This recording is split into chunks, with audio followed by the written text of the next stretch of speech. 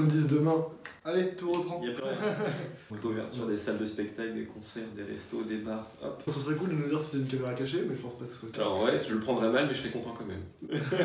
J'espère déjà qu'il n'y aura pas de troisième confinement. J'espère que le virus il va se calmer, il va calmer son petit cul.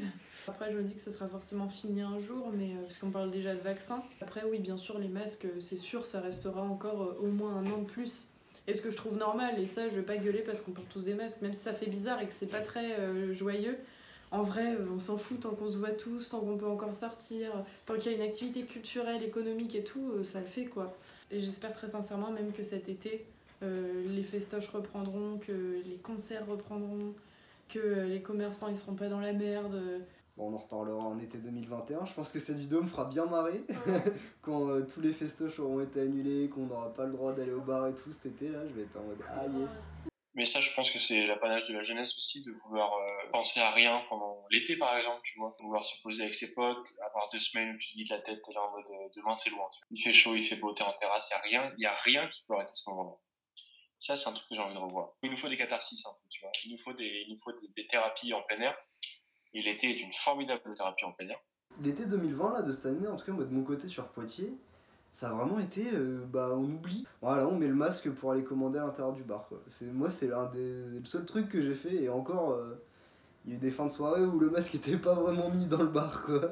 On voyait pas en fait, on voyait pas au-delà. Et là en fait, il faudra peut-être pas refaire cette erreur justement, il faudra peut-être essayer de se dire, ça se trouve là, février-mars, on est reparti quoi. Je suis convaincue qu'on va avoir un troisième confinement.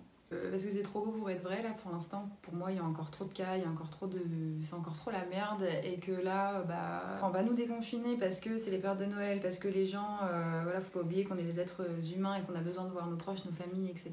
Et que du coup le gouvernement s'est dit ah ok on n'est pas des robots, on a besoin de voir les gens qu'on aime, du coup on déconfine à cette période-là et les commerces ont besoin de gagner leur pain. Je pense que tout le monde s'est mis d'accord que pour cette période-là on allait revivre un peu normalement. Mais je pense que c'est juste une question d'économie et de fric. Et qu'une fois que tout ça se sera terminé, que les fêtes seront passées, que on se tapera un troisième confinement. Parce qu'en fait la situation c'est pas plus arrangé que ça au final. Puis en plus comme c'est une maladie et un virus, on a du mal à être trop engagé. Enfin tu vois, je suis pas anti-masque. Parce que ça marche sur un certain point, donc je vais pas être anti-masque, faut pas être complètement con, alors que ça serait contre un gouvernement autoritaire sur une question politique, je pense qu'il y aurait beaucoup plus de monde dans la rue. Mais là on a peur, pas du méchant invisible. Le masque ça protège les autres de toi, donc c'est bien, tant mieux, mais qu'est-ce que c'est chiant, putain, merde quoi. Mais bon, ça pour le coup je préfère encore me dire je mets un masque et c'est relou que de pas pouvoir sortir après 20h quoi. Et j'espère en tout cas qu'on trouvera de vraies solutions pour endiguer la pandémie. Alors après il y a les vaccins, tout ça, moi j'y connais rien. J'aimerais bien qu'on s'en sorte rapidement, mais la seule solution qu'on a en ce moment, c'est le vaccin. La seule solution qui pourrait nous sortir du virus pour l'éliminer et revenir à la normale, même si je pense qu'on ne reviendra pas à la normale tout de suite. Ça ne sera pas cette année, ce sera peut-être l'année prochaine, malheureusement.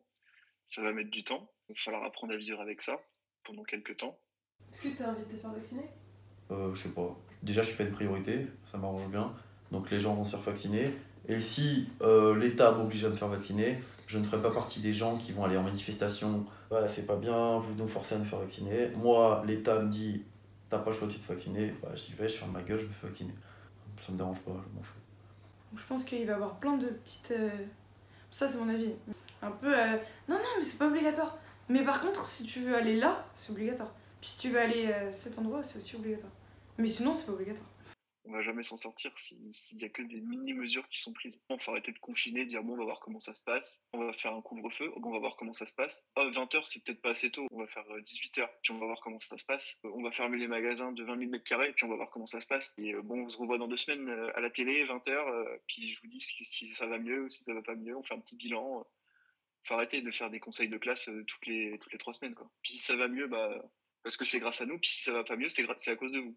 Voilà. Et là, ils vont nous dire, ouais, comme on est tous sortis, ça a remonté. Enfin, ils vont bien nous faire culpabiliser.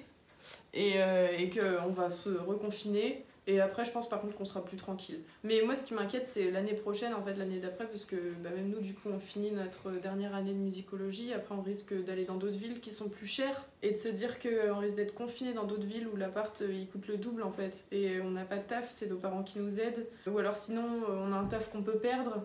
Ou alors sinon, qu'on galère à trouver un taf. C'est galère de se dire ça, en fait. C'est pour ça que je disais on peut pas se projeter, en fait, parce qu'on sait pas du tout comment ça va se terminer. On espère. Il y a des rumeurs, il y a machin qui a dit qu'il travaille dans l'hôpital et qui est policier de trucs, et du coup on peut comprendre certains trucs, mais en vrai on connaît rien. Bah en vrai, par rapport au taf, genre être viré, avoir du mal à trouver du boulot, pas avoir un truc qui est stable, bah, en fait ça aggrave la crise qu'il y avait déjà avant. On peut pas du tout se projeter aussi, mais surtout en tant que musicien. Du coup, je sais pas trop quoi faire l'année prochaine, je sais pas comment ça va se passer. Je fais comme si tout allait se passer normalement, sauf qu'en fait, on n'est même pas sûr. Ça se trouve, les confinements vont continuer pour encore dans un an. Ce qui serait cool, c'est que au sortir de tout ça, les gens qui sont au-dessus, entre guillemets, nous disent maintenant que ça s'est passé, maintenant qu'on peut soit vivre avec, soit qu'on peut dire que cette chose-là est derrière nous, cultivez-vous, remplissez-vous la tête avec des bonnes choses. Parce qu'on nous a tellement farci le crâne à la merde pendant un an là, il y aura peut-être sûrement même une année supplémentaire. Allez-y, baiser sans capote. Non mais qui nous disent voilà, on va débloquer du fric pour créer des concerts, des spectacles, aller au théâtre, acheter des bouquins, on va baisser de 50 centimes le prix du livre de poche, baisser de 50 centimes le prix de la place de théâtre, monter de 50 centimes le cachet d'intermittence. Les restaurateurs, ils peuvent très bien gérer leur flux clients parce qu'ils ont un nombre de tables restreint. C'est pas comme un magasin où tu peux avoir plein de clients. Un restaurant, tu as X tables, tu as X clients. Ils avaient mis en place des vides de protection. Il y a plein de choses qui peuvent être mises en place par les restaurateurs. Et eux, ils ont pas pu être réouverts encore. Je pense au ciné, au musée et tout, c'est hyper Pareil. simple de mettre une distanciation sociale et de réguler le flux. Et même les salles de spectacle, tu vois, tu mets des rendez-vous, genre vous arrivez à telle heure, tu sais, tu fais un peu un décalé. Pour aller s'installer, tu fais un flux genre vraiment hyper contrôlé. Bien sûr. Et puis ensuite, t'as des distanciations sur tes sièges. Et puis tu regardes un spectacle, tu parles pas. Tu gardes le masque si jamais ça leur fait plaisir.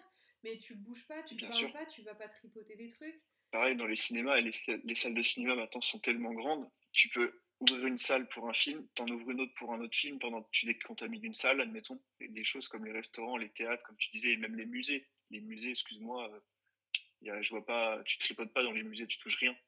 Eh ben merde, l'avenir de la France.